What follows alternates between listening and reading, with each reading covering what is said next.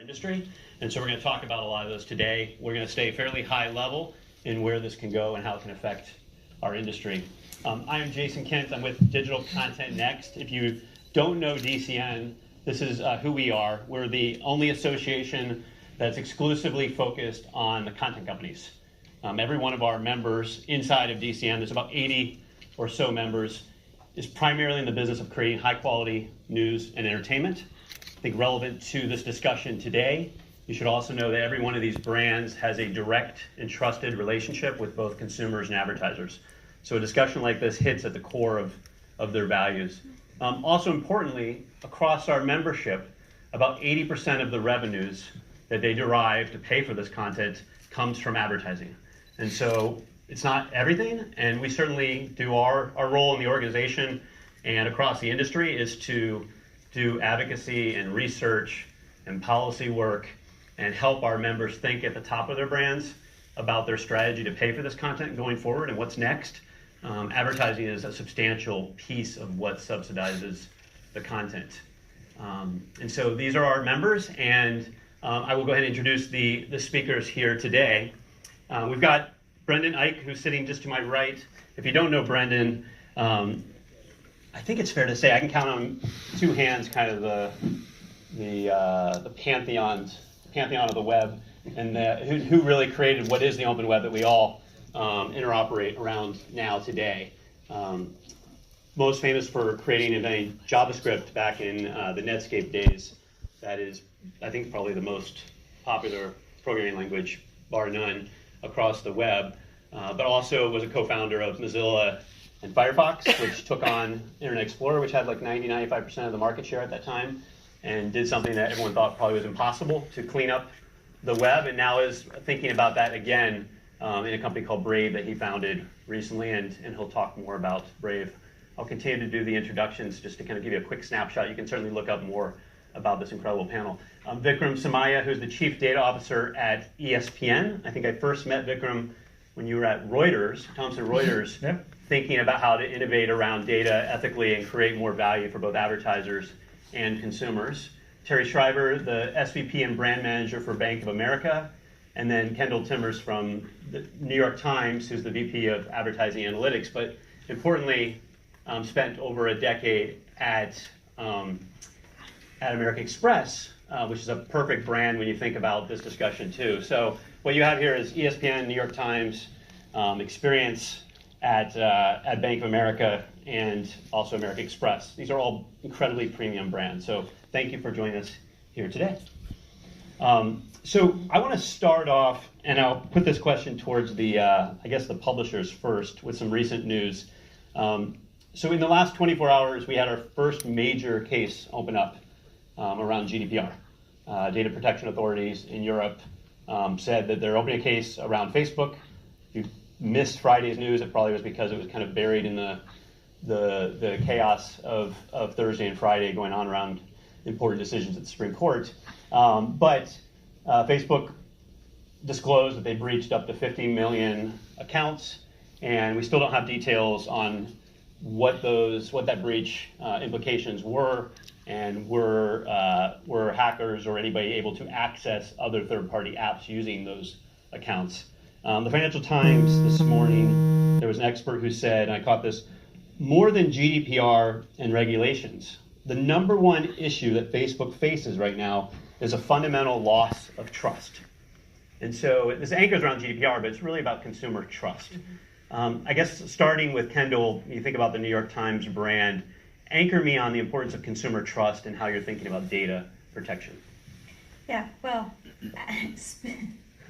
not wanting to be part of the enemy of the people, but I think part of our whole brand is about trust. Trust that we're reporting the correct news, trust that we're telling the right thing, the right story.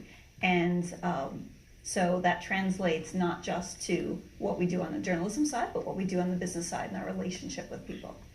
Do you think you're in a better position because, this actually applies to ESPN too, you have significant revenues from direct-to-consumer and licensing where you have to meet the consumer expectations every moment, otherwise you abuse that trust. Yeah, we're subscriber first. Yeah, interesting. Yeah, I mean, both ESPN and the Walt Disney Company have always believed that in servicing the consumer, do we fulfill our own sort of set of expectations. So there's lots of legal limitations that we have to work around, parameters that we watch. We're an international company in every sense of the word, and we watch for the ways in which the world changes. But our North Star has always been the fact that there is a great deal of trust in our brand, and that has never wavered. And so our standard, the standard we set, is far higher than the standard that are imposed on brands that we think, that folks suddenly feel the need to follow. We've always felt like we've created those standards for ourselves long before someone has had to come and tell us how to do them. And I would add, and this predates both of your involvements in these companies, but I think anyone would recognize this in the room too, that ESPN, New York Times, in your approach to digital and the decisions that have been made over the years, even well before programmatic, that was always clear in the brand strategy. And probably more, I don't want to say protective, but more careful and diligent about any new markets you approach. Yeah, we were always willing to wait for someone else to go into something that seemed on the edge to make sure that when we did it the appropriate way. Yeah. Terry, Bank of America. I mean, financial institution, Right, brand exactly. trust is it. Well, right. I mean, from a banking perspective, the relationship that we have with our customers, trust is at the core of it. So there's no getting around that. In fact, our CMO was on a panel just yesterday, and she was saying that building consumer trust is job one for us. So when we think about that, regulation aside, we know it's our obligation to keep our customers' information safe and to use it in a responsible manner when we're delivering on that consumer experience for them. So, and then when you take it like one step further and you think about interacting with consumers in the digital ecosystem, and you realize that we're engaging with customers. We have 600 million visits to our websites every single month. And we have 36 million active online users. So there's a lot of responsibility that comes along with that. And so we've put the wheels in motion to create a brand safety practice to make sure that we're protecting our customers, our brand, and our media investment in the marketplace. So you don't allow people to use Facebook authentication into your. Sorry, that was cheap. Let's not go. I said it. You said high level, right? So I would go back to the publishers on this question. I'm wondering if, so that the ability to push back on practices that don't meet consumer expectations, did GDPR give you more leverage and ability to push off requests from vendors or partners that want to overreach on what they should really be doing as part of their experience? I mean, I'll go back to the fact that we didn't need GDPR to tell us that working with vendors that were looking to overreach was not a good idea. So what it allowed us to do is set some parameters on how we operated in new ways, especially when we think about all the consumers from across the globe who are interacting with either ESPN or the Walt Disney Company on a day-to-day basis. So that is something that we had to think about and that we have to continue to think about. I think in terms of allowing the businesses to understand the impact this has on consumers and what is possible down the road, as we think about new products, it allows us to say, here's the way that you want to think about that stuff. And every time we're able to put more specificity around that, it allows our product folks to actually create things that surprise and delight and bring magic and do it in a responsible way. Makes sense. Yeah, and I would just add, I feel like we were kind of headed in that direction before GDPR, and that it just sharpened our focus. Sharpen the focus, yeah. Terry, I guess the inverse of that question, what sort of opportunity does it create with your consumers to educate, engage, and think about practices around their experience? Is there anything that you've seen that advertisers are doing in the marketplace that you say that's a practice we want to stay away from because of? Well, I think when we think about opportunities that this is creating, and we were talking about this a little bit at a panel a couple of weeks ago, but it really is about education, or maybe not so much education, just being totally open and transparent with what your policies are and bringing consumers along. And so I think, I think we all probably experienced on 5/25 and thereafter, right? Any website that we visit, there's the cookie policy that pops up, and users are clicking on that, but are they understanding what they're clicking on, right? And what they're consenting to? And so there's an opportunity, I think, for us as an industry to further educate and to maybe share that information in a more user-friendly way so they understand what they're clicking on. Sure. Okay, I want to bring Brendan into it. I wanted to build a little bit there. So here's where we are post GDPR. So I think it's important to point out that we've been talking at DCN. We've been talking about trust for about 4 years now and the erosion of it. With this point that automation, engineering, technology, innovation is generally a good thing. It unlocks opportunity, it unlocks efficiency. Programmatic is a positive trend, but at the same time, without the practices and the frameworks or even sometimes regulations, trust will erode. We've also said, that's a negative kind of sentiment. On the positive side, we've also said that trust is built not at times when there's a lot of trust, but when there's actual vulnerabilities, when there's distrust. That's when you build trust across an industry, across a brand, across a product. New York Times, certainly I think you've built even more trust in the last year and a half, 2 years. Journalism, actually, for those that don't realize it, journalism, according to Edelman's research, is actually an upward swing the last 2 years, where people trust journalists more than they did 2 years ago, counter to popular opinion. And so with that framework and that in mind, for those that say that the industry is pretty messed up, digital advertising isn't trusted, there is an opportunity to rethink how things can be done. Hugh, Brendan. Okay, so having done JavaScript, I'm in this group of a few people in the mid-90s who created the image, the cookie, and JavaScript, and almost everything that makes advertising work depends on those. So I feel somewhat guilty, but it's over 23 years old now, and it's out of the house. What I'm doing with Brave... How long did it take you to design JavaScript? It was 10 days. It was way rushed. There was a lot of pressure to make something that worked with Java, which was supposed to be the big language. And JavaScript eventually swept everything aside. And Java's nowhere on the browser. And JavaScript's on other apps and services too. So in doing these mid-90s things, we weren't thinking about the problem that everybody has when they go log into their bank. And that's, is that really my bank? Or is that some phishing site that's tricking me? So when you use the web, you have to really trust the first party. And you should, and that's a high-value relationship, obviously. But then we created these ways... First party, you mean the site you go to. NewYorkTimes.com, ESPN.com, Yeah. Bank of America. That thing in the web address, the thing you went to, ideally not through a confusing link in an email, a phisher. But the third party, the so-called third party, it's a strange use of legal term, all these embedded scripts and images, we didn't think about those, and they kind of emerged later. So I think what has happened now has become abusive of publishers and users in that all the money that comes in from the buy side gets chopped down and sometimes defrauded on its way toward the publisher. The user is not really included in the economics. With Brave, we're trying to put the user in the middle because the browser's already there mediating all these scripts, but we can do a better job with the browser code, better job against fraud, for instance, and we can pay the publisher more than they're getting today. So that's the very high-level goal. Whether we succeed, we're in the middle of finding out, so it's a startup adventure. But we're also part of a larger play that involves, I think, Apple with Safari, and let's see what Mozilla is doing now that they're starting to show signs of interest here. Can we evolve the web standards to do a better job raising the amount of trust between the essential parts of the system, the user, the publisher, and the advertiser?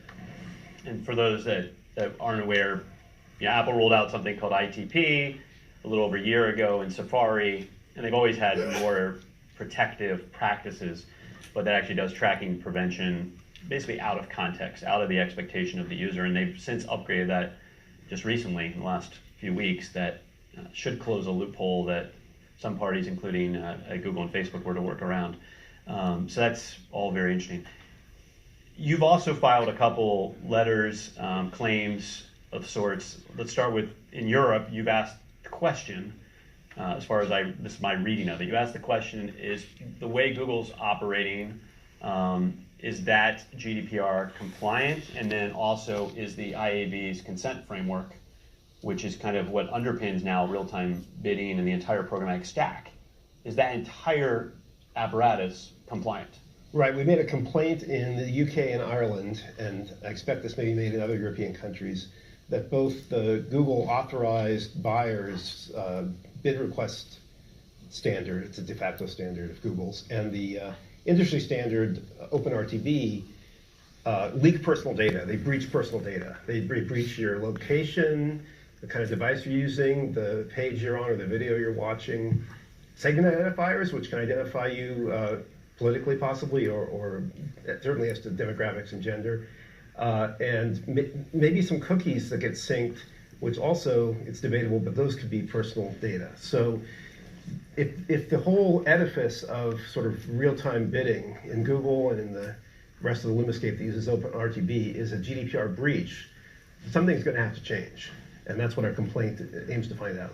Really just accelerate the discussion. Yep. I think the biggest question around GDPR I think there's a lot of noise and a lot of hot takes that we see across the industry, but the European Data Protection Supervisor, Giovanni Butarelli, just recently wrote an op-ed in the Washington Post, very clearly saying enforcement's coming, expect enforcement by the end of the year, and by the way, big tech, we're watching you. And so, and we've also, just from a DCN perspective, so you're aware, we put out and published a comprehensive research report that was done by academics at Vanderbilt University about 3 weeks ago. I don't think this has ever been done before. It's basically a baseline of everything that Google does in collecting data and using data across the entire ecosystem. We didn't offer an opinion on whether or not it was good or bad. We just thought the entire industry and the discussion needed to recognize what they're doing. The most important kind of revelation that came out of it that plays into this discussion is that most of the data which Google collects happens passively while you're not actually using a Google product. You're not aware you're communicating with Google, so it's happening in the background. And that's rather interesting, and their ability to kind of relink personal data with anonymous data where you think you were anonymous and they can relink it. So you're asking the right questions, and we'll see. It'll be interesting to see how they We expect an react. answer by December 12th on our complaint. That's So, great. yeah. Yeah, and there is a date in which they have to respond to all of these complaints. We haven't heard back, by the way. We sent a letter on behalf of 4,000 publishers globally asking some questions of Google. It'd been 2.5 years they've been working on GDPR rollouts, but they didn't actually communicate their plans to publishers until 60 days beforehand. Actually, they didn't. That's not right. The Wall Street Journal broke news on what they were going to do. They didn't actually disclose it on their own. So anyway, all sorts of questions there with the big giant. The other letter that I went down real quickly yesterday, I just caught this, was to Senator Thune and Senator Nelson of Florida, who could be chairman come November. Senator Thune's the chairman of the Commerce Committee, most probably important committee for our purposes. And you expressed a need for GDPR in the U.S. market? Yes. So GDPR is somewhat abstract and still has to be interpreted. Texts don't interpret themselves. But I'm interested in data protection rights in the U.S. Having been through Netscape and the US v. Microsoft antitrust case, which came after Netscape was effectively crushed, I've seen how you can have problems that involve a power that achieves control of a market taking over an adjacent market. In the case of Microsoft, it was tying its browser to the Windows operating system on the PC. What we're looking at now is how the GDPR has a purpose limitation as part of its structure. The controller that gets your data, your personal data, you have to know you're giving it, you have to give it for a certain purpose, and then it cannot be used for other purposes. Recently, Facebook got in trouble because I think Kashmir Hill reported this first, their phone number they took from you simply as a second factor for securing your account suddenly started getting used in ad targeting. That is a violation of purpose limitation. That is a clear GDPR violation, in my opinion. And Google's sitting on a trove of data they've collected from all of us for different purposes over the years. And under the GDPR, they're not free to just go use it for other purposes or link it in ways that violate that. Makes perfect sense. So if I give you my mobile number to access my bank account, please don't go use it for a completely different purpose. That probably is fairly ingrained in the way you think already, Terry, about the consumer. Oh, But definitely. what is, go back to the publisher and the marketer view here, what's the most significant change you've seen since May? Is there anything you can identify that you've seen change in the way the web operates? Or does it seem very similar to you, to April, before GDPR rolled out? Vikram?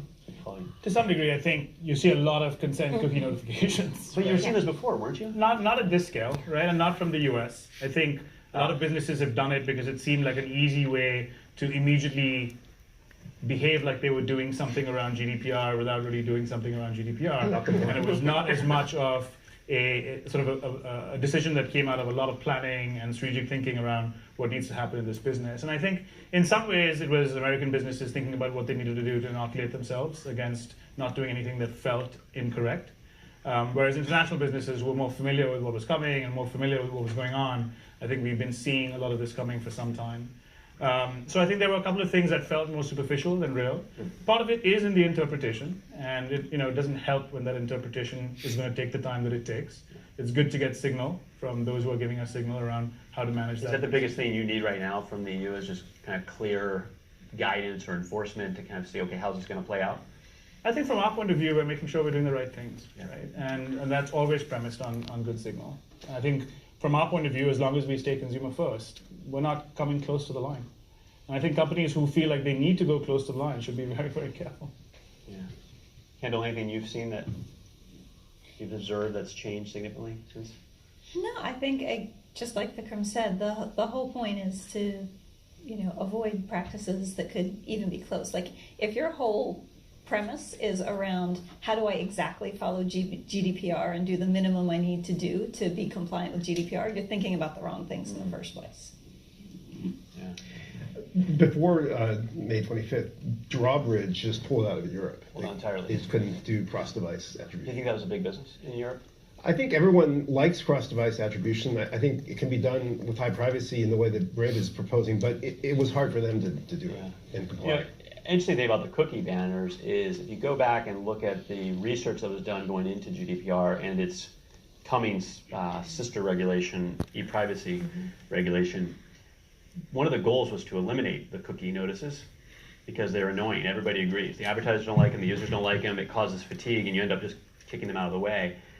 Something that stuck from Commissioner Butarelli and his op-ed in the Washington Post, which I really encourage everybody to read, was he made a point that you really only should be asking consent when you're wanting to do something that the user wouldn't expect you to be doing. And so consent should actually be shouldn't be the norm. It should be the odd occasion where you're saying, hey, I want to do something different. Can I have your permission? And we actually should be in a world where we don't have to ask for consent every time somebody visits a website. It's an interesting observation. I don't know if the rules that we currently have in place with GDPR allow for that, but it was an interesting point. So, Vikram, you look like you're stewing on that. I draw the... Yeah, I know. I think sometimes it's easy to simplify the way that we should behave in a very complex world. Yeah. And obviously the infrastructure was built not for what it is currently servicing. So in some ways we have to understand that when we leapfrog that and leapfrog it again and again, and technology is pulled together in a variety of different ways to serve a variety of different functions, and we impose a new framework on top of it to service a completely different proposition, which is how do we protect consumers, not everything lines up. And I think as companies, what we need to do, again, is if your business is smart, what it is always doing is thinking consumer first. And that's not just something that you can now trot out as something sort of you bring to work on a Monday and then forget about the rest of the week. Like that has fundamentally shifted, right? And no matter how big the company, they will be taken down if they behave in ways that seem improper. So if we are going to function under that piece, again, it feels very good to work for Disney because that's the way we always function, because that was the smart way for us to do business on a global basis. I think there are others who really carefully need to think about their mission. And to Kendall's point of sort of, if you're going to come close to the line, that is not the accepted practice that will be tolerated anymore, right? Be smart. So just one question on that, I guess I'll throw to Brendan. So you said if you go over that line, if you go outside those expectations, the big company will still get taken down. if it's accurate based on the private action suits and what we're hearing out of you, and Google and Facebook really are not operating within GDPR, is it possible that enforcement could come and this could actually be a bad thing for the duopoly? Versus I think the conventional wisdom is this is just going to make Google and Facebook stronger. Yeah, I think the conventional wisdom is mistaken because the purpose limitation really is kryptonite to the duopoly. Because they have to use that second factor phone number to secure your login, and only for that. They cannot use it without your consent for advertising. That's Facebook. So if you log into Gmail, they can't use that then to serve you ads elsewhere. There are myriad examples with Yeah. Google. So I think it's easier for smaller companies, Brave is only one, to be more innovative and not have this big technical debt, and I would say compliance debt that Google and Facebook have built up. So that's the opposite. Conventional wisdom also is that it's just bad. This is typical of most regulation, that small and medium companies are impacted, they don't have the resources, and big companies just lock in further strength. That is always partly true because the regulators are only looking backwards and they don't have crystal balls. But even in the Microsoft case, which Microsoft was deeply wounded by, though I'm not sure it hurt their bottom line, there was a new world coming that they didn't foresee, and this is the iPhone. So Microsoft is a different company from what it, and I think it's a stronger company in some ways, but abusing its monopoly to crush Netscape and then facing a regulatory penalty did not, I think, empower the incumbents there. There were new incumbents coming. Google, Apple was rising, the second coming of Apple. So Do you think, it's not a truism. It's a bit off the data question, but since I've got you in your next ones, do you think that Apple and Facebook and Google ended up being more successful because of that antitrust investigation on Microsoft? Do you think that actually helped unlock innovation? To some extent. It's hard to know how much credit. For instance, we did Firefox and we started the browser market, and that was huge for Google. And Google partnered with Mozilla as a search partner when they had no browser and learned how to do Chrome, which reduced their traffic acquisition costs. So there was a real learning and benefit to Google from the open web, which Mozilla and Firefox championed. And we only did that because I think the IE case was so notorious that we had a loyal fan base that still wanted a better browser. Yeah. So indirect. Kendall, go back to you on this. So this restrictions on data usage, in many ways, it slows down the evolution of the audience targeting business and the power of the audience targeting business. It should restore value in context, environment, and association brand trust. In theory, a Fortune 500 brand should prefer to be in an environment of high quality authority, and they shouldn't want to be next to, just audience targeted next to opioid sales, like we read about on Instagram a couple weeks ago. There's another shot. So the move towards environment and context, though, is that something that you see as a possibility? Is that an opportunity here? I see it not only as an opportunity, but as a huge advantage to the marketplace as a whole. I think third party, just by definition, is not transparent and very difficult for anybody to know, what do you know about me? What don't you know about me? How is my data being used? Context is crystal clear. I'm reading this page, and this page contains things. And the publisher of that page knows everything about that page. And by definition, it's treating people fairly. It's being, transparent about, look, what's on that page is what we're using. So I think it's a huge opportunity for it. And I also think there's a lot of, just from a data standpoint, there's a lot of analytic juice there that people have not been focused on because they've been seduced by the lure of third-party data. And, frankly, my experience with third-party data is decidedly mixed to negative. So I think there's actually a lot of opportunity that has been ignored for years. And with that, sorry, go ahead. No, I just wonder though, is context enough to deliver on the heightened expectation from consumers to deliver these personalized experiences? Because the consumer mindset has shifted, right? And their expectations are greater than they've ever been before. There was a great research piece done by Salesforce last month that talked about trust in trends in consumer trust, and just talking about the heightened expectations and the brands that win are the brands that have the trust, and that they were talking about, you know, to have the trust, you need transparency, right? Well, to create personalization, you need that data and that agreement with that user, and that comes from being transparent in how you're using their data. So it's kind of, I mean, I feel like I'm talking in a circle, and sometimes in my head it is, because all the things they interact together between trust, transparency, and our ability to deliver on personalization. Makes perfect sense. I think that's the virtuous cycle, right? Is that as a user, I'm okay with giving my data to the New York Times as part of my billing relationship because it's part of the value exchange, and I want the New York Times. I'm okay. I just signed up for your wonderful new ESPN Plus product because I need to watch my game Saturday night. And I'm okay with doing that as part of my relationship with ESPN. That's very different than a world where third-party company is taking my data, using it elsewhere, and targeting Bank of America ads somewhere else, Yeah. right?